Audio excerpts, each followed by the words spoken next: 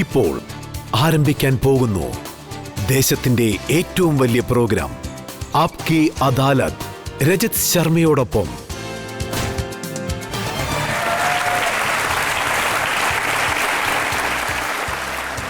നമസ്കാരം. ആപ്കി അദാലത്തിന്റെ പുതിയൊരു എപ്പിസോഡിലേക്ക് നിങ്ങളെ സ്വാഗതം ചെയ്യുകയാണ്. ആപ്കി അദാലത്തിൽ ഇന്ന് നമ്മൾ കാണാൻ പോകുന്ന അതിഥി ജീവിതത്തിൽ പല കുറ്റാരോപണങ്ങളും അദ്ദേഹം സഹിക്കേണ്ടി വന്നിട്ടുണ്ട്.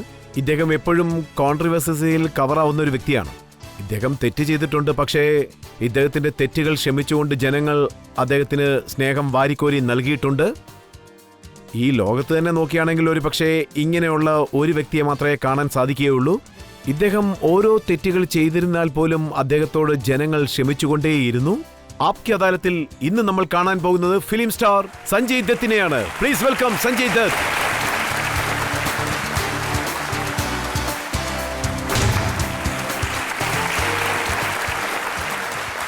നിങ്ങൾ ഏവരെയും ഞാൻ ആപ്കി അദാലത്തിലോട്ട് വരവേൽക്കുവാണ്. എന്റെ പേര് സഞ്ജയ് ദത്ത്. എന്റെ പേര് രജത് ശർമ്മ. രജത് സർ, ഒരു വർഷമായിട്ട് ഞാൻ നിങ്ങളെ കണ്ടിട്ടില്ല. ഈ പണി ഞാൻ തന്നെ ചെയ്തേക്കാൻ. അല്ലല്ല, ആ ജോലി താങ്കൾ ചെയ്യേണ്ട. താങ്കൾ ചെയ്ത പ്രവൃത്തി കാരണമാണ് ഈ സ്ഥലം താങ്കൾക്ക് വേണ്ടി ഒരുക്കിയിരിക്കുന്നത്. ജനങ്ങൾക്ക് വേണ്ടിയുള്ള ഈ പണി ഞാൻ തന്നെ ചെയ്തോളാം.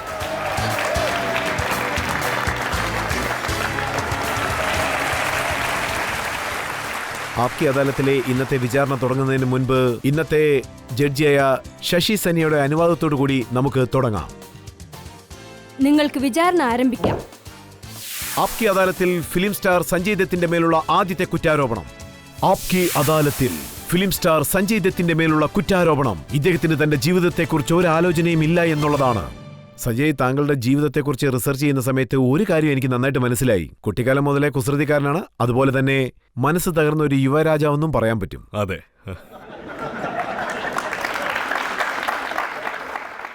ആപ്കി അദാലത്തിൽ സുനിൽ ദത്ത് സാർ വരുന്ന സമയത്ത് അദ്ദേഹം എന്താ പറഞ്ഞെന്ന് വെച്ചാൽ, അദ്ദേഹത്തെ കാണാൻ വേണ്ടി വലിയ വലിയ ഡയറക്ടേഴ്സും പ്രൊഡ്യൂസേഴ്സൊക്കെ വരാറുണ്ട്. അവരുമായിട്ടുള്ള മീറ്റിംഗ് നടക്കുന്ന സമയത്ത് അവർ സിഗരറ്റ് വലിക്കാറുണ്ട്. അതിനുശേഷം ആ സിഗരറ്റ് കുറ്റികൾ അവർ പുറത്തേക്ക് വലിച്ചെറിയും. അങ്ങനെ എറിഞ്ഞൊരു കുറ്റിയെടുത്ത് സഞ്ജു വലിക്കുന്നത് കണ്ടെന്ന് അദ്ദേഹം പറഞ്ഞു. അതെ രജത് സാർ, ഒരു വരാണ്ട ഉണ്ടാവും. അവിടെ വരുന്ന ഓരോ പ്രൊഡ്യൂസേഴ്സും സിഗരറ്റ് വലിച്ചിട്ട് ബാക്കിയുള്ള കുറ്റിയൊക്കെ പുറത്തെറിയും. അപ്പം ഞാൻ അവിടെ താഴെ കിടന്നുകൊണ്ട് ആ കുറ്റിയൊക്കെ എടുത്ത് വലിച്ചോണ്ടിരിക്കും. ഒരു ദിവസം ദത്ത് സാർ വന്നിട്ട്, അല്ല, അവിടുന്ന് എങ്ങനെ ഈ പുക വരുന്നതെന്നുള്ളത് നോട്ട് ചെയ്തു. അദ്ദേഹം കുനിഞ്ഞു നോക്കിയ സമയത്ത് ഞാൻ അവിടെ ഇങ്ങനെ കിടന്ന് സിഗരറ്റ് വലിച്ചോണ്ടിരുന്നു. അപ്പൊ അദ്ദേഹം അന്ന് എന്നെ ബോർഡിംഗ് സ്കൂളിലോട്ട് അയച്ചതാ. മറ്റൊരു കാര്യം കൂടി ഞാൻ കേട്ടിരുന്നു, താങ്കളെ പല സമയങ്ങളിലും വെയിലത്ത് നിർത്തിയെന്ന്. ദത്ത് സാർ അന്ന് കാശ്മീരിൽ ഷൂട്ടിങ്ങിലായിരുന്നു. അന്ന് ഞാൻ കൊച്ചു പയ്യനായിരുന്നു. അപ്പോൾ ഞാൻ അമ്മയുടെ അടുത്ത് ചോദ്യം ചോദിച്ചു, അച്ഛൻ സിഗരറ്റ് വലിക്കുന്നുണ്ട്, പിന്നെ ഞാൻ എന്തുകൊണ്ടാണ് വലിക്കാൻ പാടില്ലെന്ന്. ആ സമയത്ത് തന്നെ വല്ലാണ്ട് അടിച്ചിരുന്നു അവര്. ദത്ത് സാർ വന്നിട്ട്, സിഗരറ്റല്ലേ വലിച്ചോട്ടെ, വിട്ടേക്കെന്ന്. അദ്ദേഹം എന്താ ഇങ്ങനെയാണ് കത്തിക്കേണ്ടതെന്ന് പറഞ്ഞു. ഞാനും അങ്ങനെ തന്നെ വെച്ച് കത്തിച്ചായിരുന്നു. പിന്നെ ഇങ്ങനെയാണ് അകത്തോട്ട് വലിക്കണ്ടേ, അകത്ത് വെച്ചിട്ട് മൂക്കൊഴി പുക മൊത്തം പുറത്തോട്ട് വിടണമെന്നും പറഞ്ഞു. ഞാനതങ്ങനെ ട്രൈ ചെയ്തു, അത് കറക്റ്റായിട്ട് ചെയ്തു. അപ്പം ദത്ത് സാറിന് വല്ലാണ്ട് ദേഷ്യം വന്നു. വെയിലത്ത് നിർത്തി എന്നെ നല്ല പോലെ ഇട്ട് അടിച്ച്. അപ്പോൾ ഇങ്ങനെയുള്ള കാര്യങ്ങളിൽ നിന്ന് രക്ഷപ്പെടുത്താൻ വേണ്ടിയാണോ താങ്കളെ ബോർഡിംഗ് സ്കൂളിലേക്ക് പറഞ്ഞു വിട്ടത്? അതെ, ഞാൻ ബോർഡിംഗ് സ്കൂൾ ലോറൻസ് സെനാറിലായിരുന്നു 11 വർഷം. ലോറൻസ് സ്കൂളിൽ താങ്കൾ എങ്ങനെയുള്ള കുസൃതികളാണ് ചെയ്തതെന്ന് അറിയാൻ വേണ്ടി താങ്കളുടെ ടീച്ചേഴ്സിനോട് ഞങ്ങൾ ഒരിക്കൽ സംസാരിച്ചിരുന്നു. അതിന്റെ തെളിവുകളൊക്കെ ഞങ്ങളുടെ കയ്യിലുണ്ട്. താങ്കളുടെ ടീച്ചേഴ്സ് താങ്കളെക്കുറിച്ച് എന്ത് പറഞ്ഞെന്ന് നമുക്ക് നോക്കാം. ഹലോ സഞ്ജു, എന്നെ മനസ്സിലായോ? ഞാൻ നിന്റെ ജൂനിയർ ഡോർമെട്രിയുടെ ഹൗസ് മാസ്റ്ററായിരുന്നു, ശിവാലിക് ഹൗസ്. കുഞ്ഞുപ്രായത്തിൽ ഞാൻ നിനക്ക് പറഞ്ഞു തന്നതൊക്കെ നിനക്ക് ഓർമ്മയുണ്ടോ, അല്ല അതൊക്കെ മറന്നോ? പ്രത്യേകിച്ചും ചോളത്തെ പറ്റിയൊക്കെ. ചോളത്തിൻ്റെ റെയ്ഡ്, പോൾട്രി ഫാം റെയ്ഡിന് ശേഷം നിനക്ക് പണിഷ്മെൻ്റ് തന്നിരുന്നു. അപ്പോൾ ബോർഡിംഗ് സ്കൂളിലേക്ക് അയച്ചൊന്നും നിങ്ങൾ നന്നായതേയില്ല. അദ്ദേഹത്തിൻ്റെ പേര് ഡോക്ടർ ഗുപ്ത. അദ്ദേഹം എൻ്റെ ഹിന്ദി ടീച്ചറായിരുന്നു. ഇദ്ദേഹത്തിൻ്റെ സ്പെഷ്യാലിറ്റി എന്താണെന്ന് നോക്കുവാണെങ്കിൽ, ഇദ്ദേഹം എന്ത് സ്കൂൾ പ്ലേ നടത്തിയാലും അതിൽ എന്നെ ഒരു വേലക്കാരനായിട്ടേ ഇടുള്ളൂ. ഓരോ വർഷത്തെ ഡ്രാമയിലും ഞാൻ ഒന്നെങ്കിൽ രാമുമായിരിക്കും, ഇല്ലെങ്കിൽ സോമുമായിരിക്കും. ഉറപ്പായിട്ട് സർവൻ്റ് ആയിരിക്കും എനിക്ക്. സ്കൂളിൽ നിന്നും മറ്റൊരു കാര്യം കൂടി അറിയാനിടയായി. താങ്കൾ അത്ര കൊച്ചുകുട്ടിയാണെങ്കിൽ പോലും ലവ് ലെറ്റേഴ്സ് എഴുതുന്നതിൽ കില്ലാടിയാണെന്ന് കേട്ടു.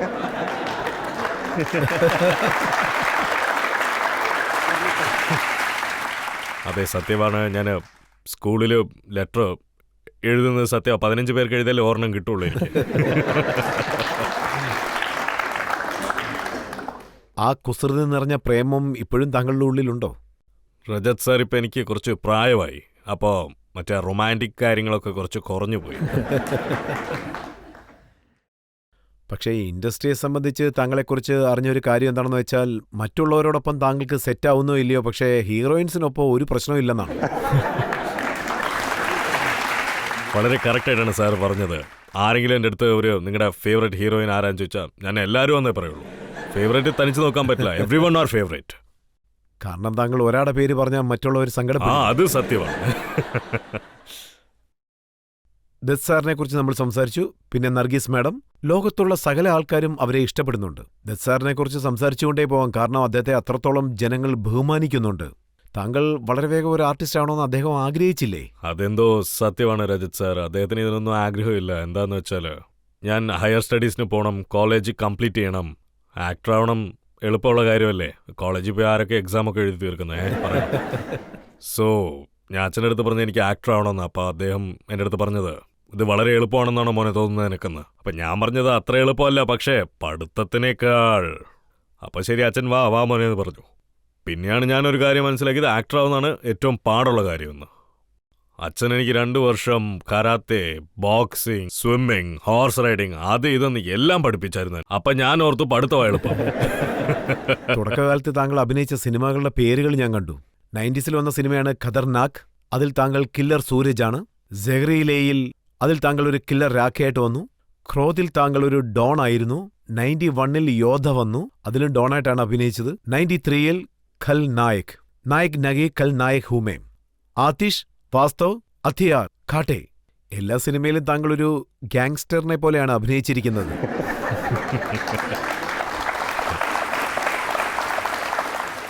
അതായത് രജത് സാർ, നിങ്ങൾ നോക്കുവാണെങ്കിൽ പ്രൊഡ്യൂസേഴ്സ് എനിക്ക് തരുന്ന റോളൊക്കെ ഇതാ ഇങ്ങനെയായിരുന്നു. ഒരു ഡാർക്ക് ക്യാരക്ടറാണെന്ന് പറയാൻ കഴിയില്ല. അത് ഒരു ഗ്രേ ക്യാരക്ടറിൽ അഭിനയിക്കുക എന്ന് പറയുന്നത് ഒരു ആക്ടറെ സംബന്ധിച്ച് വളരെ ചാലഞ്ചിങ് ആണ്. ഇപ്പം ഞാൻ ന്യൂസിനെ കുറിച്ചെടുത്ത് സംസാരിക്കുകയാണെങ്കിൽ, ഒരുപക്ഷെ ഒസാമ ബിൻ ലാഡന്റെ ന്യൂസാണ് വന്നിട്ടുള്ളത്, പെട്ടെന്ന് എല്ലാവരും കാണില്ലേ, ശരിയല്ലേ? യുനോ, ആക്ടിങ്ങിൽ നിങ്ങൾ വന്ന് നോക്കുവാണെങ്കിൽ ഇതൊക്കെ വളരെയധികം ചാലഞ്ചിങ് ആണ്. അങ്ങനത്തെ ഒരു റോൾ ഒരു അഭിനയിക്കും. വലിയ ഡയറക്ടർ എന്താ പറഞ്ഞെന്ന് വെച്ചാൽ, സഞ്ജയ് ദത്തിന് ഗണ്ണും പിസ്റ്റളും ഒക്കെ വളരെയധികം ഇഷ്ടമാണ്. ഒരു ദിവസം സ്പോട്ടിൽ AK-47 എടുത്തോണ്ട് വന്നെന്നും അദ്ദേഹം പറഞ്ഞു. എന്റെ അമ്മോ,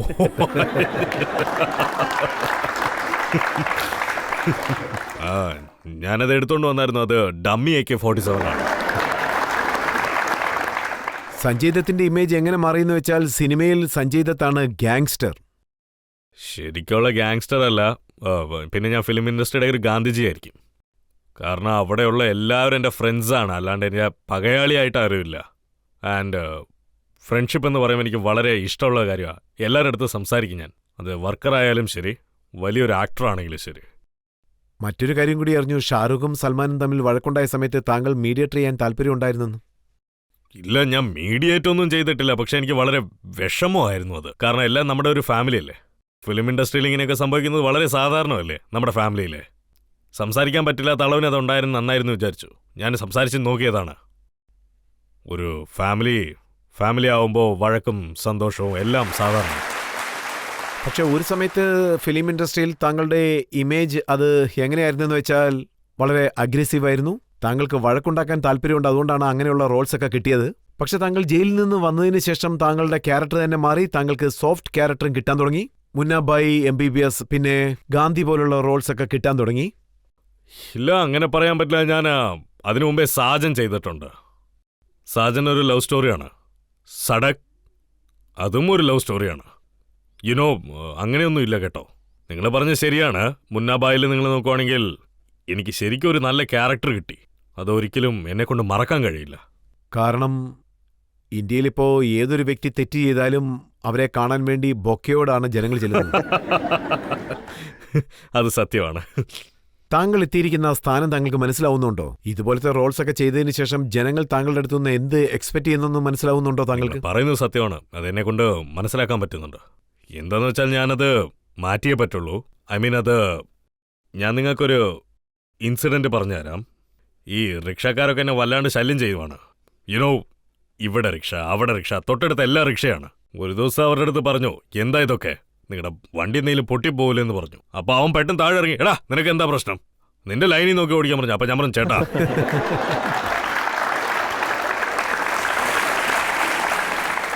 പക്ഷേ ഈ അതിനുശേഷം താങ്കളുടെ വരാനിരിക്കുന്ന സിനിമകൾ നോക്കിയാൽ താങ്കൾ നന്നായതുപോലൊന്നും എനിക്ക് തോന്നുന്നില്ല. റിലീസാകാൻ പോകുന്ന സിനിമയുടെ പേരാണ് മിസ്റ്റർ ഫ്രോഡ്. Mister fraud സ്റ്റോപ്പായിപ്പോയി.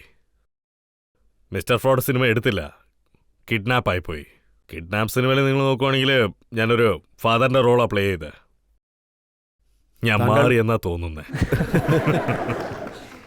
അതായത് താങ്കൾക്ക് ജനങ്ങളോട് ഉറപ്പ് നൽകാൻ പറ്റുമോ താങ്കൾ ഇനി ചെയ്യുന്ന റോളൊക്കെ നല്ല റോളാണ്, അതായത് ഡോൺ പോലുള്ള റോളൊന്നും ചെയ്യില്ലെന്ന്? അത് ഞാനിനി ജനങ്ങളോട് തന്നെ ചോദിച്ചേക്കാം. ഞാൻ എന്ത് റോളാണ് ചെയ്യേണ്ടത്? എന്ത് ഡോൺ സിനിമയോ?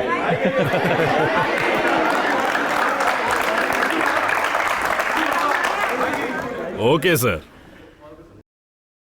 സഞ്ജു, ആക്ച്വലി ഇത് വളരെ വിചിത്രമായ കാര്യമാണ്. താങ്കൾ ജീവിതത്തിൽ പല തെറ്റുകളും ചെയ്തിട്ടുണ്ട്. താങ്കൾ അത് അംഗീകരിക്കുകയും ചെയ്തിട്ടുണ്ട്. ജീവിതത്തിൽ പല തെറ്റുകളും നടന്നിട്ടുണ്ടെന്ന് ഓരോ പ്രാവശ്യവും ജനങ്ങൾ താങ്കളോട് ക്ഷമിക്കുകയും ചെയ്തു. ഇത് എങ്ങനെയുള്ള ഒരു മാജിക് ആണെന്ന് പറയാൻ പറ്റുമോ? അതായത് ജനങ്ങളെ ഇങ്ങനെ മയക്കി വെച്ചിരിക്കുന്നതിന്റെ. ഞാൻ ഒരുപാട് തെറ്റ് ചെയ്തിട്ടുണ്ട്. അതുകൊണ്ട് ദൈവം എനിക്ക് ഒരു ചാൻസ് തന്നിരിക്കാം. അതായത് ജനങ്ങൾക്ക് ഞാൻ പറഞ്ഞിരിക്കാം, ഡ്രഗ്സ് വളരെ തെറ്റായ ഈ ലോസിനെ കുറിച്ച് അറിയുന്നത് ഓരോ ജനങ്ങൾക്കും അത്ര നല്ല കാര്യമാണ്. എനിക്ക് ആ ലോസിനെ കുറിച്ച് അറിയില്ല, അങ്ങനത്തെ കാര്യം. സോ ഇതുപോലത്തെ കാര്യങ്ങളൊക്കെ ദൈവം അറിയിപ്പിക്കാൻ ശ്രമിച്ചതായിരിക്കും. അതും എന്റെ മൂലം ഒരു തെറ്റായ കാര്യമാണിതെന്ന്.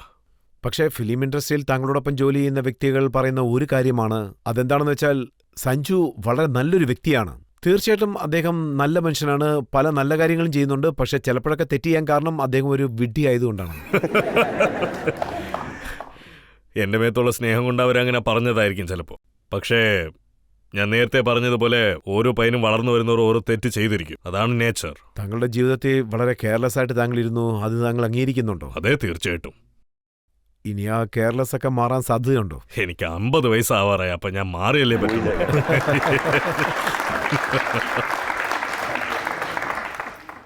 ഈ 50 വയസ്സ് സഞ്ജയ് അടുത്ത് എന്തൊക്കെ കുറ്റങ്ങളുണ്ടെന്നുള്ളത് നമുക്ക് ഒരു ബ്രേക്കിന് ശേഷം വന്ന് ഡിസ്കസ് ചെയ്യാം.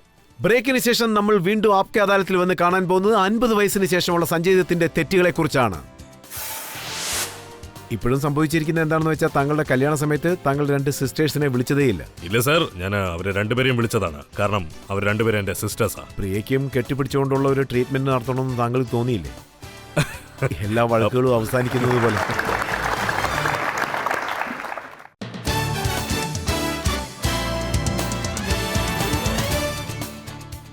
ആപ്കി അദാലത്തിൽ ഇന്ന് നമ്മുടെ മുന്നിലിരിക്കുന്നത് ജനങ്ങളുടെ മുന്നാഭായിയായ സഞ്ജയ് ദത്ത. ആപ്കി അദാലത്തിൽ സഞ്ജയ് ദത്തിന്റെ പേരിലുള്ള കുറ്റാരോപണം ഇദ്ദേഹം തന്റെ കുടുംബത്തിൽ നിന്ന് വളരെ ദൂരം പോയി എന്നുള്ളതാണ്. സഞ്ജയ്, എൻ്റെ അടുത്ത് താങ്കളുടെ അമ്മ നർഗീസിന്റെ ഒരു ലെറ്റർ ഉണ്ട്. അമ്മ US ട്രീറ്റ്മെന്റിന് വേണ്ടി പോകുന്നതിന് മുൻപ് സിസ്റ്റർ നമ്രതയ്ക്ക് എഴുതിയ ലെറ്ററാണത്. അതിൽ എഴുതിയിരിക്കുന്നു, പ്ലീസ് ലുക്ക് ആഫ്റ്റർ സഞ്ജു. വീണ്ടും അവനൊരു സില്ലി ബോയ് ആയിട്ട് മാറാനുള്ള സാധ്യത വരരുത്. അവന്റെ പല ചിന്താഗതികളും തെറ്റാണ്. അവൻ എന്താ ചെയ്യുന്നതെന്ന് അവൻ ഒരിക്കലും മനസ്സിലാക്കുന്നില്ല. സ്വന്തം മകനെക്കുറിച്ച് അമ്മ ശരിക്കും മനസ്സിലാക്കിയിരിക്കുന്നതെന്നാണ് തോന്നുന്നത്. എനിക്കറിഞ്ഞ ഓരോ അമ്മമാരും മകനെക്കുറിച്ചൊക്കെ എങ്ങനെയായിരിക്കും പറയുന്നത്. അതായത് ഹീ സ്റ്റുപ്പിഡ്, ഹീ സില്ലി. പാവൻ അവനൊന്നും തന്നെ അറിയത്തില്ല. പക്ഷേ ഗ്രോയിങ് പ്രോസസ്സിൽ അത് പിന്നെ ബിക്കോസ് ഞാൻ നർഗീസ് മാഡത്തിന്റെ മോനായതുകൊണ്ട് ഈ പബ്ലിക് അപ്പിയറൻസിൽ ഞാനുണ്ട്. ഇപ്പോഴും സാഹചര്യം എങ്ങനെയാണെന്ന് വെച്ചാൽ താങ്കളുടെ വിവാഹത്തിന് താങ്കൾ 2 സിസ്റ്റേഴ്സിനെ വിളിച്ചിട്ടേയില്ല. അങ്ങനെയൊന്നുമല്ല, ഞാൻ എൻ്റെ 2 സിസ്റ്റേഴ്സിനെയും വിളിച്ചതാ. പക്ഷെ അവരാ എൻ്റെ കല്യാണത്തിന് വരാത്തത്. ഞാൻ അവരെ രണ്ടുപേരെയും വിളിച്ചതാണ്. താങ്കൾ 1 വർഷം കഴിഞ്ഞ് താങ്കളുടെ ആനിവേഴ്സറി ആഘോഷിക്കുന്ന സമയത്തും 2 സിസ്റ്റേഴ്സും വന്നിട്ടില്ല. അവരുടെ ഇഷ്ടം. പക്ഷെ ഞാൻ വിളിച്ചതാണ് ഒരു ബ്രദറായിട്ട്. ഒരു മൂത്ത ചേട്ടൻ ചെയ്യേണ്ട കടമ എല്ലാം ഞാൻ ചെയ്തിട്ടുണ്ട്. ഞാൻ വിളിച്ചതാ, അവർ വരുമെന്ന് ഞാൻ വിചാരിച്ചു, പക്ഷേ വന്നില്ല. താങ്കളുടെ സൗഹൃദങ്ങൾ കണ്ടിട്ടുണ്ട്. പ്രിയ ആണെങ്കിലും നമ്രതയാണെങ്കിലും വളരെ മനോഹരമായ റിലേഷൻഷിപ്പാണ്. താങ്കൾ ജയിലിലുള്ള സമയത്ത് പ്രിയ ദത്ത് സോണിയാഗാന്ധിയുടെ വീട്ടിലേക്ക് പോയിരുന്നു. ലോയേഴ്സിനോട് സംസാരിച്ചുകൊണ്ടേയിരിക്കും. ജയിലിൽ വന്ന് താങ്കളെ കാണാറുണ്ടായിരുന്നു. ഇതുപോലെ പല കാര്യങ്ങളും അവർ ചെയ്തു, അതായത് താങ്കൾ ജയിലിൽ നിന്ന് വരാൻ വേണ്ടി. എന്നിട്ടും എന്തുകൊണ്ടാണ് നിങ്ങളുടെ ബന്ധത്തിൽ ഒരു അകൽച്ച നേരിട്ടത്? രജത് സാർ, ഞാൻ ഒരു കാര്യം പറയാൻ ആഗ്രഹിക്കുന്നു ഇവിടെ. ഒരു ബ്രദർ സിസ്റ്റർ, സിസ്റ്റർ ബ്രദറിന്റെ ഒരു റിലേഷൻഷിപ്പ് ഉണ്ടല്ലോ, അതെൻ്റെ സിസ്റ്ററിന് വേണ്ടി ആസ് എ ബ്രദറായിട്ട് ഞാൻ ചെയ്യണമെന്ന് ആഗ്രഹിക്കുവാണെങ്കിൽ അതെൻ്റെ ഒരു കടമ. അത് ഞാൻ പബ്ലിസിറ്റി ചെയ്യത്തില്ല. അതായത് ഞാൻ എല്ലാവരെയും വിളിച്ച് ഞാൻ സിസ്റ്ററിന് വേണ്ടി ഇത് ചെയ്യുക അത് ചെയ്യുക ഞാൻ പറയത്തില്ല അതൊന്നും.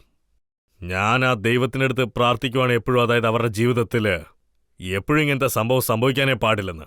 അവിടെ ഞാൻ പോകുന്നത് പോലെ അവർക്ക് വേണ്ടി എപ്പോഴും ഞാനത് ചെയ്തിരിക്കും. പക്ഷേ കഴിഞ്ഞ ചില ദിവസങ്ങളായി ഈ ബന്ധത്തിൽ അകൽച്ച ഏർപ്പെട്ടിട്ടുണ്ട്. താങ്കളുടെ കല്യാണത്തിന് സിസ്റ്റേഴ്സ് വന്നിട്ടില്ല, ആനിവേഴ്സറിക്കും സിസ്റ്റേഴ്സ് വന്നിട്ടില്ല.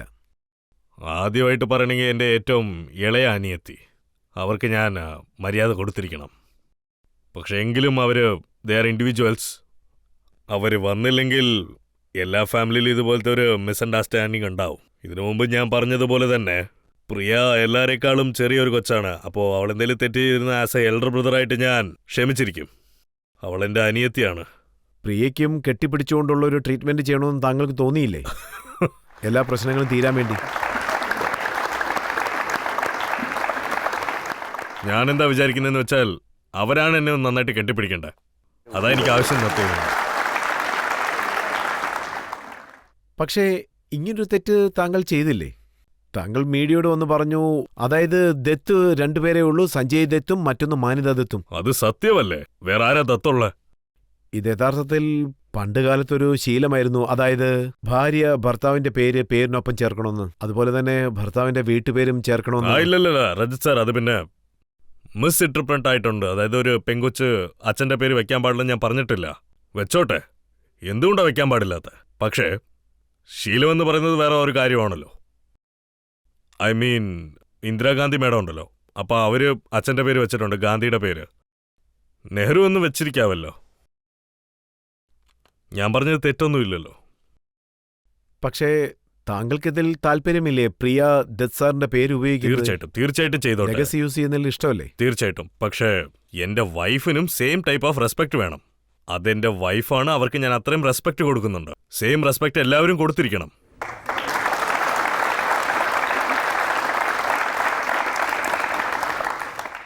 അതുപോലെ മറ്റൊരു കോൺട്രവേഴ്സി ഇപ്പോഴുണ്ട്. അതായത് താങ്കളെ കൺട്രോൾ ചെയ്യാൻ പറ്റിയ ഒരേ ഒരു വ്യക്തി മാന്യത മാത്രമാണെന്ന്. അതുപോലെ മറ്റൊരു കാര്യം കൂടി കേട്ടു, ഹാർട്ട് ബീറ്റ് അടിക്കുന്നത് സഞ്ജയുടേതാണെങ്കിലും അത് നിയന്ത്രിക്കുന്നത് മാന്യതയാണെന്ന്. ഹാർട്ട് ബീറ്റ് എന്നൊക്കെ പറയുന്നത് സത്യമാണ്. കാരണം ഓരോ ഹസ്ബൻഡിന്റെയും അവസ്ഥ അതാണല്ലോ. പക്ഷേ എന്നെ കൺട്രോൾ ചെയ്യുന്ന കാര്യമെന്ന് പറയുന്നത് നമ്മൾ ഇതുവരെ സംസാരിച്ചുകൊണ്ടിരുന്നല്ലോ രജിത് സാർ. എന്നെ ഇതുവരെ ആരും കൺട്രോൾ ചെയ്തില്ലെന്നാണ് ഞാൻ വിചാരിക്കുന്നത്. പിന്നെ എങ്ങനെയാ അവര് കൺട്രോൾ ചെയ്യുന്നത്? സഞ്ജയ്, ഈ തീരുമാനത്തിൽ എത്രത്തോളം സത്യമുണ്ടെന്നറിയില്ല. കാരണം താങ്കൾ ഇലക്ഷനിൽ നിൽക്കുന്ന തീരുമാനം താങ്കളുടെ ഭാര്യയാണ് എടുത്തതെന്നുള്ള കാര്യം അത് സത്യമാണോ? മാന്യതയുടെ തീരുമാനങ്ങളൊക്കെ വെറും കിച്ചണിൽ മാത്രമാണ്. ഇന്ന് ബിരിയാണി ഉണ്ടാക്കണോ അതോ ചിക്കൻ കറി ഉണ്ടാക്കണമെന്ന്. പക്ഷേ രജത് സർ, ഇത് എന്റെ തീരുമാനമാണ്. അതുപോലെ അമർ സിംഗിന്റെ തീരുമാനം ഉണ്ടായിരുന്നു ഇതിൽ. നിങ്ങളുടെ ഫാമിലി മുഴുവനും എത്രമാത്രം പ്രയാസങ്ങൾ നേരിട്ടിട്ടുണ്ടാവും. എന്നാലും ദുഃഖങ്ങൾക്കും സന്തോഷങ്ങൾക്കും ഇടയിലും ഒരു യോജിപ്പുണ്ടായിരുന്നു. അതുപോലെ തന്നെ നിങ്ങളുടെ ജീവിതത്തിലും ലൈഫ് ലോങ് മറക്കാൻ പറ്റാത്ത ഒരു സന്തോഷം ഉണ്ടായിരിക്കും. അത് ഞങ്ങളുമായി പങ്കുവയ്ക്കാമോ? തീർച്ചയായിട്ടും. അതായത് എന്റെ അച്ഛൻ ആദ്യമായിട്ട് ഫസ്റ്റ് ഇലക്ഷൻ ജയിച്ച സമയത്ത് അദ്ദേഹത്തിനെ കാണുമ്പോൾ എനിക്ക് വളരെ സന്തോഷമായിരുന്നു. കാരണം പബ്ലിക് സപ്പോർട്ട് അത്രത്തോളം ഉണ്ടായിരുന്നു. അത് വളരെ ഹാപ്പിയസ്റ്റ് മൊമെന്റ് ആയിരുന്നു. ഇപ്പം എൻ്റെ കല്യാണം കഴിഞ്ഞിരിക്കുവാണ്. ഞാൻ വളരെ ഹാപ്പിയാണതിൽ, സത്യമായിട്ട്. അതായത് താങ്കൾ ധാരാളം വിവാഹം കഴിച്ചെങ്കിലും ഇപ്പോഴാണ് സന്തോഷിക്കുന്നതെന്ന്. സാർ, നിങ്ങൾ വളരെ കറക്റ്റായിട്ടാണ് പറഞ്ഞത്. ഇന്ന് നിങ്ങൾ സിനിമയിൽ ഹീറോയാണ്. ഇന്ന് നിങ്ങൾ സിനിമാ കരിയറിലാണുള്ളത്. നിങ്ങളെ കൊണ്ട് പൊളിറ്റിക്കൽ കരിയറും സിനിമാ കരിയറും രണ്ടും ഒരുപോലെ ഹാൻഡിൽ ചെയ്യാൻ പറ്റുമോ? അതുപോലെ ജനങ്ങൾക്ക് വേണ്ടി മുന്നാബായ് MBBS ആയി നിങ്ങൾക്ക് തുടരാൻ പറ്റുമോ? നിങ്ങൾ ആ സിനിമയിൽ അങ്ങനെ ആയിരുന്നല്ലോ. അതായത് ആക്ടിങ്ങിനെ കുറിച്ച് നിങ്ങൾ നോക്കുവാണെങ്കിൽ എൻ്റെ ഫസ്റ്റ് ലവ് ആക്ടിംഗ് ആണ്. ആക്ടിങ്ങിൽ നിങ്ങൾ നോക്കുവാണെങ്കിൽ ഒരു ആക്ടറായിരുന്ന് നിങ്ങൾ സിനിമ കാണാണ്ടിരിക്കുവാണെങ്കിൽ, നിങ്ങളൊക്കെ സിനിമ കാണാണ്ടിരുന്ന ഞാനിന്ന് സഞ്ജയ് ദത്ത് ആയിരിക്കില്ല. ഞാൻ ആദ്യം തന്നെ നിങ്ങൾ എല്ലാവർക്കും ഇവിടെ ഞാൻ കൈകൂപ്പിയും നന്ദി പറയുവാണ്. സത്യം പറയുക, നിങ്ങളെല്ലാം അത്രത്തോളം എന്നെ അക്സെപ്റ്റ് ചെയ്തിട്ടുണ്ട്. പക്ഷേ ഇത് വളരെ വലിയൊരു റെസ്പോൺസിബിലിറ്റിയാണ്. ജനങ്ങളെ സേവയും പിന്നെ ആക്ടിങ്ങും. ആൻഡ് ഞാൻ നേരത്തെ രജിത് സാറിൻ്റെ അടുത്ത് പറഞ്ഞതുപോലെ എനിക്കിപ്പോൾ 50 വയസ്സ്. എന്നെക്കൊണ്ട് ഇനി ഒരുപാട് പണിയൊന്നും എടുക്കാൻ പറ്റത്തില്ല. സിനിമ കുറച്ചിട്ട് ബാലൻസ് ചെയ്യാൻ ഞാൻ ശ്രമിച്ചിരിക്കും. സഞ്ജു, ഒരു വ്യക്തി രാഷ്ട്രീയത്തിൽ വന്നതിന് ശേഷം അയാൾ ഏതൊക്കെ രീതിയിലുള്ള പ്രശ്നങ്ങൾ നേരിടേണ്ടി വരുമെന്നുള്ള കാര്യം നമ്മൾ പിന്നീട് സംസാരിക്കും. ഇപ്പോൾ നമ്മൾ ഒരു ബ്രേക്ക് എടുക്കുകയാണ്. ബ്രേക്കിന് ശേഷം സഞ്ജയ് ദത്തിന്റെ രാഷ്ട്രീയത്തെക്കുറിച്ച് നമ്മൾ സംസാരിക്കും. കോൺഗ്രസിനോട് താങ്കൾക്കൊരു ബന്ധമുണ്ടായിരുന്നു, പക്ഷേ താങ്കൾ കോൺഗ്രസ് വിട്ടിട്ട് പുറത്തേക്ക് വന്നു. സമാജ്വാദി പാർട്ടി ഒരുമിക്കാൻ പോവുകയാണ്. സോ ഞാൻ കോൺഗ്രസിനാണ് സപ്പോർട്ടായിട്ടിരിക്കുന്നത്. രാഷ്ട്രീയ തന്ത്രങ്ങൾ കുറച്ചായിട്ട് പഠിച്ചിരിക്കുകയാണെന്ന് തോന്നുന്നു. അതെ.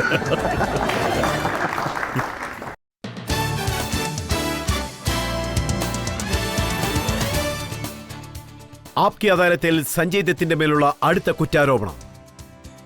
ആപ്കി അദാലത്തിൽ സഞ്ജയ് ദത്തിന്റെ മേലുള്ള കുറ്റാരോപണം ഇദ്ദേഹം തന്നെ സഹായിച്ച സുഹൃത്തുക്കളെ മറന്നു എന്നുള്ളതാണ്. സഞ്ജു, എന്റെ പക്കൽ ഒക്ടോബർ 17, 1995 ഒരു പേപ്പറുണ്ട്. ഇതിൽ താങ്കൾ ജയിലിൽ നിന്ന് പുറത്തു വന്ന സമയത്ത് ബാൽ താക്കറെ സാർ താങ്കളെ കെട്ടിപ്പിടിക്കുന്ന ഒരു ഫോട്ടോയാണ്. ഇത് പഴയൊരു ന്യൂസ് പേപ്പറാണ്, കഷ്ടപ്പെട്ട് കണ്ടുപിടിച്ചതാണ്. അതായത് ബാൽ താക്കറെ താങ്കളെ സഹായിച്ചിട്ടുണ്ട്. അദ്ദേഹം എന്താ പറഞ്ഞെന്ന് വെച്ചാൽ, എന്റെ ഭാര്യയുടെ മരണത്തിന് ശേഷം എനിക്ക് സന്തോഷത്തോടെ ഇരിക്കാൻ സാധിച്ചിട്ടില്ല. ഇന്ന് സഞ്ജയ് ദത്ത് ജയിലിൽ നിന്ന് വന്നതുകൊണ്ട് എനിക്ക് വളരെയധികം സന്തോഷമുണ്ടെന്ന്. എത്രത്തോളം അദ്ദേഹം താങ്കളെ സ്നേഹിക്കുന്നു. പക്ഷേ താങ്കൾ രാഷ്ട്രീയത്തിൽ വന്ന സമയത്ത് ബാൽ താക്കറയുടെ കൈ വിട്ടിട്ട് താങ്കൾ അമർ സിംഗിന്റെ കൈയാണല്ലോ പോയി പിടിച്ചത്. ബാല സാർ, ഞാൻ അദ്ദേഹത്തിനെ സാറെന്നാണ് വിളിക്കുന്നത്. അദ്ദേഹം എൻ്റെ ഒരു അച്ഛനെ പോലെയാണ്. അദ്ദേഹം എനിക്ക് വേണ്ടിയോ എൻ്റെ കുടുംബത്തിന് വേണ്ടി ചെയ്ത സഹായങ്ങളൊന്നും എന്നെക്കൊണ്ട് മറക്കാൻ പോലും പറ്റില്ല. പക്ഷേ രാഷ്ട്രീയത്തിനെക്കുറിച്ച് പറയുവാണെങ്കിൽ ഞാൻ സാറിൻ്റെ മേത്തുള്ള, അതായത് എൻ്റെ അച്ഛൻ്റെ മേത്തുള്ള എത്ര റെസ്പെക്റ്റോ അത്രയും റെസ്പെക്റ്റ് ബാല സാറിൻ്റെ മേത്തുണ്ട്. ഞാൻ വിശ്വസിക്കില്ല ഈവൻ ദത്ത് സാറിനെ പോലും. ഒരു സെക്യുലർ തിങ്കിങ്, ഞാൻ സെക്യുലറാണ് ഫോളോ ചെയ്യുന്നത്. അതുകൊണ്ട് സമാജ്വാദി പാർട്ടി സെക്യുലറാണ്. അതുകൊണ്ടാണ് ഞാൻ കോൺഗ്രസിനെ പോലും സപ്പോർട്ട് ചെയ്യുന്നത്. മനസ്സിലായോ? ശരി, കോൺഗ്രസ് എങ്കിലും സെക്യുലർ ആണല്ലോ. ദത്ത് സാർ കോൺഗ്രസിലായിരുന്നു ഉണ്ടായിരുന്നത്. താങ്കളുടെ സിസ്റ്റർ പ്രിയ കോൺഗ്രസ് MP ആണ്. താങ്കൾക്കും കോൺഗ്രസിന് നല്ല ബന്ധമുണ്ട്. താങ്കൾ സോണിയാഗാന്ധിയും മൻമോഹൻ സിംഗിനെയൊക്കെ കാണാറുമുണ്ട്. അങ്ങനെയൊക്കെ ഉണ്ടായിരുന്നിട്ടും താങ്കൾ കോൺഗ്രസിനെ സപ്പോർട്ട് ചെയ്തില്ല. ഞാൻ കോൺഗ്രസിനെ സപ്പോർട്ട് ചെയ്യേണ്ടല്ല, പക്ഷേ സമാജ്വാദി, ഞാൻ കോൺഗ്രസിന് സപ്പോർട്ടാണ് ശരിക്കും പറഞ്ഞ ഒരു വിധത്തിൽ. താങ്കൾ രാഷ്ട്രീയ തന്ത്രങ്ങൾ കുറച്ചായിട്ട് മനസ്സിലാക്കുന്നതാണ്. അത് തന്നെ. ഇല്ല രജത് സാർ, എന്നെക്കൊണ്ട് ഒരിക്കലും രാഷ്ട്രീയം പഠിക്കാൻ പറ്റില്ല. ഞാൻ ഇത് പറയുന്നത് കേൾക്കുന്നവനാ, ഇത് പ്രകാരമല്ല. പിന്നെ രാഷ്ട്രീയത്തിൽ ഇതൊന്നും വർക്കൗട്ടാവില്ലല്ലോ. രാഷ്ട്രീയത്തെക്കുറിച്ച് മാത്രമല്ല, മറ്റു പലരെയും നോക്കുകയാണെങ്കിൽ, ഉദാഹരണത്തിന് മഹേഷ് ഭട്ട് സാറിനെ നോക്കുകയാണെങ്കിൽ, താങ്കളുടെ 2 വലിയ സൂപ്പർ ഹിറ്റ് സിനിമകളുണ്ടായിരുന്നു. പറയൂ. അത് ഭട്ട് സാറാണ് ഡയറക്റ്റ് ചെയ്തത്. എന്നെ സംബന്ധിച്ച് അദ്ദേഹത്തിന് താങ്കളെ വളരെയധികം ഇഷ്ടമാണ്. പക്ഷേ താങ്കൾ ഒരു സ്റ്റാർ ആയതും വലിയൊരു സ്റ്റാർ ആയതും അദ്ദേഹത്തെ വിട്ടെന്നാണ് കേട്ടത്. ഇല്ല, ഭട്ട് സാർ ഇപ്പോ റിട്ടയർഡ് ആയിപ്പോയി. ഇപ്പോ അദ്ദേഹം സിനിമ ഒന്നും ചെയ്യുന്നില്ല. ഞാൻ അദ്ദേഹത്തിന് ഒരു 1 month ബാക്ക് മെസ്സേജ് ചെയ്തിരുന്നു. അപ്പൊ ഞാൻ സാറിന്റെ അടുത്ത് പറഞ്ഞു, സാർ എൻ്റെ അടുത്ത് ഒരു സബ്ജക്റ്റ് ഉണ്ട്, അത് നിങ്ങളെ കൊണ്ട് ചെയ്യാൻ പറ്റുള്ളൂ എന്ന് പറഞ്ഞു. ശരി, നമുക്ക് മീറ്റ് ചെയ്യാമെന്ന് പറഞ്ഞു. പക്ഷെ അദ്ദേഹം പറഞ്ഞു, ഞാൻ ഡയറക്റ്റ് ഒന്നും ചെയ്യില്ല, വയ്യ എനിക്ക് അതിനൊന്നും പറഞ്ഞു. സോ ഐ തിങ്ക് അദ്ദേഹം റിട്ടയർഡ് ആയിപ്പോയി. പക്ഷെ ഞാൻ വിടത്തില്ല, ഞാൻ ശ്രമിച്ചുകൊണ്ട് തന്നെ ഇരിക്കും. അദ്ദേഹം എന്നെ വെച്ച് എങ്ങനെയെങ്കിലും ഒരു സിനിമ ഡയറക്റ്റ് ചെയ്തേ പറ്റൂ എനിക്ക്. ആ പടത്തിന് വേണ്ടി ഞങ്ങൾ കാത്തിരിക്കുകയാണ്. പിന്നെ സുഭാഷ് ഗായ്, അദ്ദേഹം താങ്കളെ നായകനിൽ നിന്ന് കൽനായകയാക്കി വലിയ ഹിറ്റ് നൽകി. പക്ഷേ അതിനുശേഷം നിങ്ങൾ രണ്ടുപേരും ചേർന്ന് ഒരു പടവും ചെയ്തില്ലല്ലോ. സുഭാഷ് സാർ അതിന്റെ ശേഷം എൻ്റെ അടുത്ത് വന്നിട്ടില്ല. അദ്ദേഹം എപ്പോഴും പിന്നെ ഹൃത്തിക്കിന്റെ അടുത്തേ പോകത്തുള്ളൂ. പിന്നെ ഒരു 2-3 പേഴ്സണൽ ആളുകളുണ്ടല്ലോ അദ്ദേഹത്തിന്, എൻ്റെ അടുത്ത് വരത്തില്ല. അദ്ദേഹം എന്നെ അങ്ങ് മറന്നുപോയി. നിങ്ങൾക്ക് ഒരിക്കലും മറക്കാൻ പറ്റാത്ത രീതിയിൽ നിങ്ങളുടെ ഫിലിം ഇൻഡസ്ട്രിയിൽ എന്തെങ്കിലുമൊക്കെ അനുഭവങ്ങൾ ഉണ്ടായിട്ടുണ്ടോ? അത് ഞങ്ങളോട്ട് പങ്കുവയ്ക്കാൻ പറ്റുമോ? ഒരു മൊമെന്റ് ഉണ്ടായിരുന്നു. സടക് സിനിമയിൽ എന്നെ അങ്ങനെ തൂക്കിയിട്ടേക്കില്ലേ നിങ്ങൾ? സടക് സിനിമ കണ്ടിട്ടുണ്ട്. അപ്പൊ ഞാനാണ് പറഞ്ഞത് അവരുടെ അടുത്ത് എന്നെ നിങ്ങൾ തൂക്കിയിട്ടേരെന്ന്. അപ്പോ ഒരു കമ്പ് താഴെ കിടന്നിട്ടുണ്ടായിരുന്നു രജത് സാർ. എന്നെ ഇവര് താഴെ കിടത്തിട്ട് ആ കമ്പി കെട്ടിയിട്ടെന്നേ. പിന്നെ അവരാ കമ്പ് മുകളിലോട്ട് പൊക്കിയപ്പോ അപ്പൊ ഞാൻ പെട്ടെന്ന് മുകളിലോട്ട് എന്നെ പൊക്കിയപ്പോ ഞാൻ പറഞ്ഞു, എന്റെ പൊന്നു മോനെ താഴെ ഇറക്കി വിടണം, എന്നെ എവിടെയാണോ തൂക്കി കൊല്ലാൻ പോകുന്നത്. നിങ്ങളുടെ ബെസ്റ്റ് ഡയലോഗ് ഏതാണെന്ന് പറയാമോ സാർ? बोलते ये माँ क्या कुटुर कुटुर देख रही है, हाँ इसको देख रही है, ये देख 50 तोला. कितना? 50 तोला. Thank you sir. നിങ്ങൾ ഇൻഡസ്ട്രിയിലേക്ക് വന്നിട്ട് ഏകദേശം 30 വർഷങ്ങൾ കഴിഞ്ഞു. എന്നാൽ നിങ്ങൾക്ക് ആദ്യമായിട്ട് ബെസ്റ്റ് ആക്ടർ അവാർഡ് കിട്ടുന്നത് വാസ്തവ് മൂവിക്ക് വേണ്ടിയാണ്. ഫിലിം ഫെയർ അമീർ ഖാനോട് ചെയ്യുന്ന പോലെ നിങ്ങളോടും അനീതി കാണിക്കുന്നതായിട്ട് തോന്നുന്നുണ്ടോ സാർ? സത്യം പറയണില്ല, ആക്ടിങ് ഞാൻ അവാർഡിന് വേണ്ടി ചെയ്യുന്നതല്ല. എനിക്ക് ആക്ടിങ് എന്ന് പറഞ്ഞാൽ അഭിനയമാണ് എൻ്റെ എല്ലാം തന്നെ. എൻ്റെ അവാർഡെന്ന് പറയുന്നത് തിയേറ്ററിൽ പോയിരുന്ന് ഞാൻ പബ്ലിക്കോടൊപ്പം സിനിമ കാണുന്നുണ്ടല്ലോ, പബ്ലിക്കിൻ്റെ അടുത്തുനിന്ന് എനിക്ക് കിട്ടുന്ന റെസ്പോൺസാണ് ഏറ്റവും വലുതായിട്ട് ഞാൻ കാണുന്നത്. പക്ഷെ സഞ്ജു, താങ്കൾ രാഷ്ട്രീയത്തിൽ കാല് വെച്ച ഉടൻ തന്നെ താങ്കളുടെ പഴയ കേസുകളെക്കുറിച്ച് ചർച്ച ചെയ്യും, താങ്കളുടെ പഴയ ജീവിതത്തെക്കുറിച്ച് ചർച്ച ചെയ്യും, 6 വർഷത്തെ ജയിൽ ശിക്ഷയെക്കുറിച്ച് ചർച്ച ചെയ്യും. അതൊക്കെ എങ്ങനെയാണ് ഫേസ് ചെയ്യാൻ പോകുന്നത്? രജത് സാർ, ഞാൻ നേരത്തെ പറഞ്ഞ പോലെ ഒരു 15-16 വർഷത്തോളം ഞാനിതൊക്കെ ഫേസ് ചെയ്ത് വന്നുകൊണ്ടിരിക്കുവാണ്. അതിൻ്റെ ഒപ്പം പോളിറ്റീഷ്യൻസ് പറഞ്ഞിട്ടുണ്ട്, ന്യൂസിൽ പറഞ്ഞിട്ടുണ്ട്, പക്ഷേ ഇവര് പബ്ലിക് പറഞ്ഞിട്ടില്ല. അതായത് ഇവനൊരു ടെററിസ്റ്റ് ആണ്, ഇവൻ അത് ചെയ്തിട്ടുണ്ട് ഇത് ചെയ്തിട്ടുണ്ടെന്ന് ഇവർ പറഞ്ഞില്ല. ഇവരെന്റെ മേത്ത് വെച്ചിട്ടുള്ള സ്നേഹവും വാത്സല്യവും അത് തന്നെ എനിക്കൊരു ബെയില് കിട്ടിയതിന്റെ സന്തോഷമാണ്. ഇപ്പോൾ നമുക്കൊരു ബ്രേക്ക് എടുക്കാം. ബ്രേക്കിന് ശേഷം സഞ്ജയ് ദത്തിന്റെ മേലുള്ള അടുത്ത കുറ്റാരോപണം എന്താണെന്ന് നമുക്ക് നോക്കാം. രജിത് സാർ ബുദ്ധിമുട്ടുള്ള ചോദ്യങ്ങളാണ് ചോദിക്കുന്നത്. ഒരു പ്രാവശ്യം ഒന്ന് കെട്ടിപ്പിടിച്ചാൽ എല്ലാം ശരിയാകും സാർ. ഒരു പ്രാവശ്യം ഒന്ന് ഹഗ് ചെയ്യൂ, ഒന്ന് ചെയ്യൂ സാർ.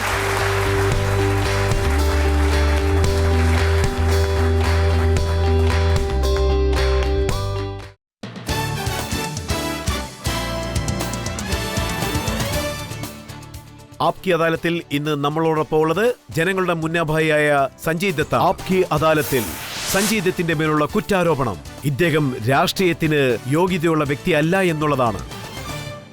സഞ്ജു, താങ്കൾ പല പ്രാവശ്യം പറഞ്ഞു എനിക്ക് 50 വയസ്സാകാൻ പോകുന്നെന്ന്. പക്ഷെ താങ്കളുടെ സുഹൃത്തുക്കൾ, അതായത് മീഡിയയിലുള്ളവരാണെങ്കിലും അല്ലാത്തവരാണെങ്കിലും, അവർ താങ്കളെ വിളിക്കുന്നത് സഞ്ജു ബാബ എന്നാണ്. താങ്കൾ മാനസികമായിട്ട് ഇപ്പോഴും ഒരു കൊച്ചുകുട്ടിയെപ്പോലെ തന്നെയാണോ ഉള്ളത്? അതെന്തോ സത്യമാണ് സർ. ഞാൻ എപ്പോഴും വിചാരിക്കുന്നുണ്ട് 50 വയസ്സായി ബാബ, ഈ ലോകത്ത് ഞാൻ മാത്രമേ ഉണ്ടായിരിക്കുള്ളൂ. രാഷ്ട്രീയം പിള്ളേരി കളിയൊന്നും അല്ലല്ലോ. പിള്ളാരും ഒരു വട്ടം ശ്രമിച്ചു നോക്കാല്ലേ. ഞാനൊരു പ്രാവശ്യം ശ്രമിച്ചു നോക്കാം. ഒരുപക്ഷെ എന്തെങ്കിലും വ്യത്യസ്തമായിട്ട് കിട്ടിപ്പോയാലോ. അവിടെ വലിയ വലിയ വീരന്മാർ കാണും, വലിയ വലിയ പ്രശ്നങ്ങൾ കാണും. പഴയ കാര്യങ്ങളെല്ലാം കുത്തിപ്പൊക്കും, പഴയ പ്രശ്നങ്ങളെപ്പറ്റി ചർച്ച ചെയ്യും. അതെ, തീർച്ചയായിട്ടും. താങ്കൾ ലക്നൌവിലേക്ക് പോയപ്പോൾ അവിടെ ഒരു പോസ്റ്റർ ഒട്ടിച്ചിരുന്നു, AK-47. രജത് സർ, നിങ്ങൾ പറഞ്ഞത് ശരിയാണ്. പക്ഷേ ഈ 16-17 വർഷം എൻ്റെ ജീവിതത്തിൽ എന്തൊക്കെയോ സംഭവിച്ചു പോയി. ഇതിനേക്കാൾ കൂടുതൽ കുറ്റാരോപണങ്ങൾ പറയാൻ എന്താ സാർ ഉള്ളത്? എനിക്കിപ്പോൾ ഇതൊക്കെ ശരിക്കും പറഞ്ഞാൽ ശീലിച്ചു പോയി. അവരെന്തെങ്കിലും പറഞ്ഞാൽ ഞാൻ കൈകൂപ്പി വേണ്ടെന്നേ പറയത്തുള്ളൂ സാർ.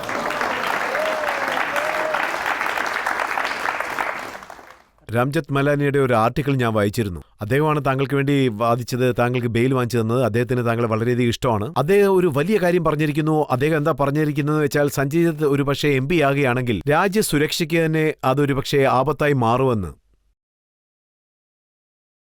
എനിക്കങ്ങനെ തോന്നുന്നില്ല. നിങ്ങളെന്താ വിചാരിക്കുന്നത്? ഇല്ല രാമങ്കിൾ, ഞാൻ അദ്ദേഹത്തിന് മെത്ത ഒരുപാട് റെസ്പെക്റ്റ് ഉണ്ട്, ഒരുപാട് മര്യാദയുണ്ട് എനിക്ക്.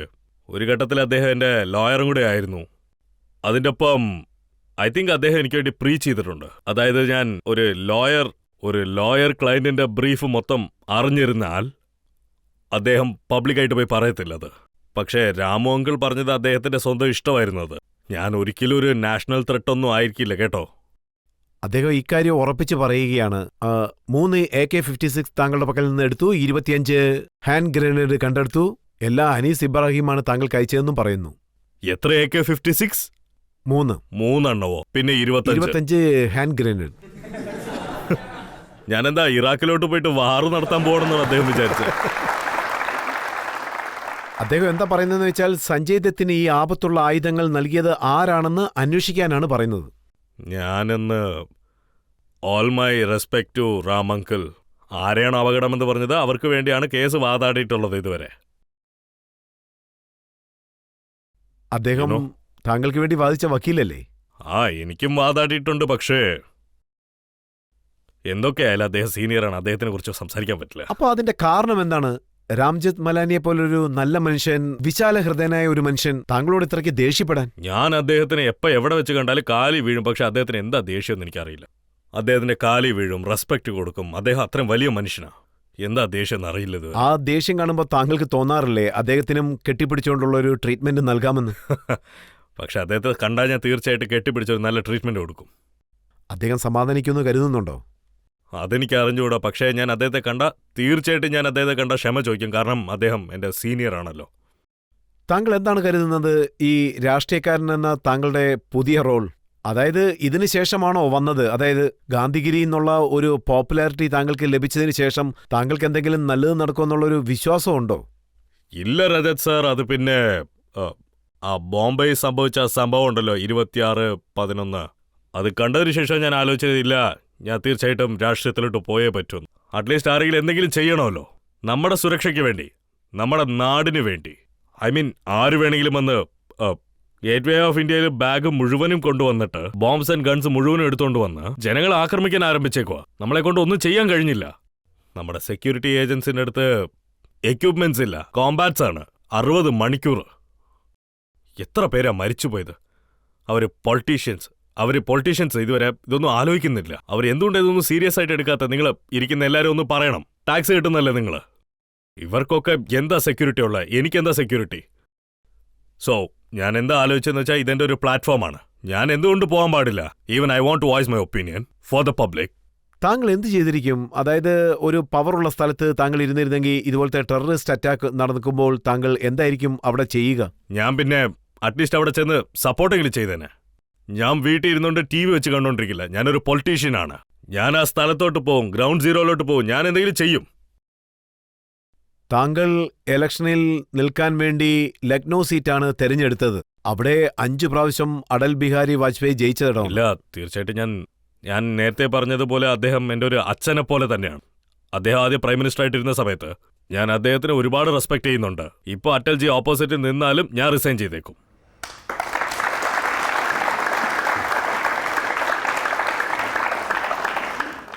ഇപ്പോൾ BJP ലാൽജി ടാണ്ടനെയാണ് കളത്തിൽ ഇറക്കിയിരിക്കുന്നത്. ഞാൻ അദ്ദേഹത്തിന് ഒരുപാട് റെസ്പെക്ട് ചെയ്യുന്ന ആളാണ്. എനിക്ക് ഒരുപാട് മര്യാദയുണ്ട്. അദ്ദേഹത്തിന് വേണ്ടി വിഡ്രോ ചെയ്യില്ലേ?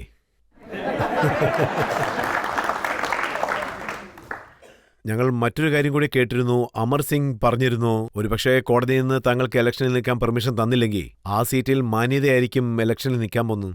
മാന്യത എൻ്റെ അടുത്ത് ചോദിച്ചാൽ ഞാൻ ഒരിക്കലും അവർക്ക് പോളിറ്റിക്സ് സെറ്റ് ആവില്ല. അവര് വീട്ടിലിരുന്ന് കിച്ചൺ ബുക്ക് എഴുതാനാണ് നല്ലത്. ഫിലിം ഇൻഡസ്ട്രിയിൽ താങ്കൾക്ക് ധാരാളം സുഹൃത്തുക്കളുണ്ട്. സൽമാൻ താങ്കളുടെ സുഹൃത്താണ്, ഗോവിന്ദ താങ്കളുടെ സുഹൃത്താണ്. ഒരു വലിയ ലിസ്റ്റ് തന്നെ നമുക്ക് എടുക്കാം. ലക്നൌവിൽ താങ്കൾ ഇലക്ഷനിൽ നിൽക്കുമ്പോൾ താങ്കൾക്ക് വേണ്ടി ക്യാമ്പയിന് വേണ്ടി ഇവരൊക്കെ വരുമെന്ന് ഉറപ്പുണ്ടോ?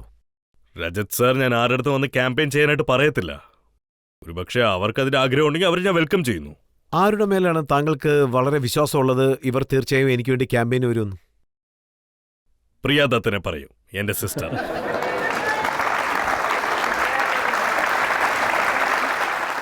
അതുപോലെ ശത്രുഘ്ൻ സിംഗിനെയും BJPയിൽ നിന്നും സമാജ്വാദി പാർട്ടിയിലേക്ക് താങ്കളെ വലിക്കുന്നതായിട്ട് ഞാനൊന്ന് അറിഞ്ഞിരുന്നു. രജത് സാർ, ഞാൻ എവിടെ അതിന് ശ്രമിക്കുന്നത്? ഞാൻ അവരോടൊപ്പം നിൽക്കാനായിട്ടല്ലേ നിൽക്കുന്നത്.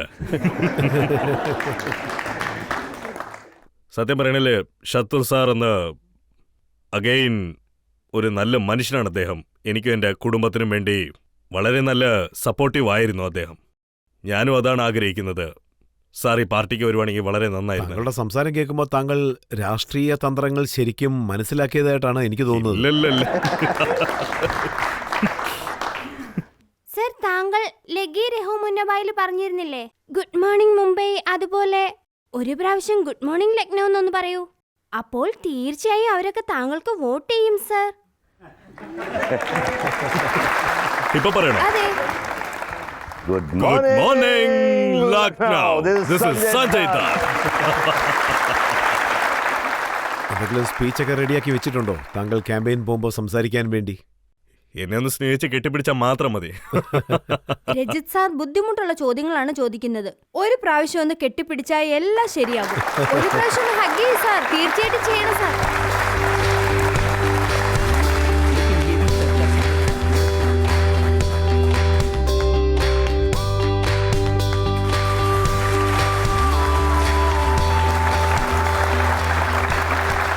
സത്യം പറയാതിരിക്കാൻ പറ്റില്ല സഞ്ജു. ഈ കെട്ടിപ്പിടിക്കുന്ന ട്രീറ്റ്മെന്റിൽ ഒരു മായാജാലം കുറച്ചുണ്ട്. അതിനുശേഷം എന്ത് ചോദിക്കണമെന്ന് എനിക്കൊന്നും മനസ്സിലാവുന്നില്ല.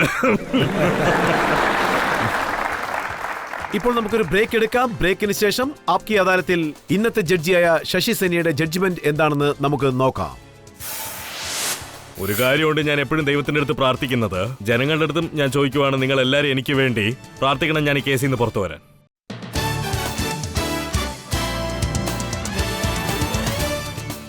ആപ്കി അദാലത്തിൽ ഇന്ന് നമ്മൾ സഞ്ജയ് ദത്തിനോടാണ് വിചാരണ നടത്തിക്കൊണ്ടിരുന്നത്. അദ്ദേഹത്തോട് പല ചോദ്യങ്ങളും നമ്മൾ ചോദിച്ചു. കുടുംബത്തിനെ കുറിച്ച് നമ്മൾ ചോദിച്ചു.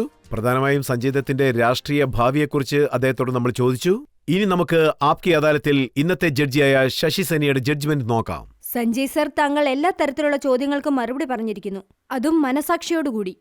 ഇപ്പോൾ താങ്കൾ ജനങ്ങൾക്കിടയിലേക്ക് വരികയാണ്.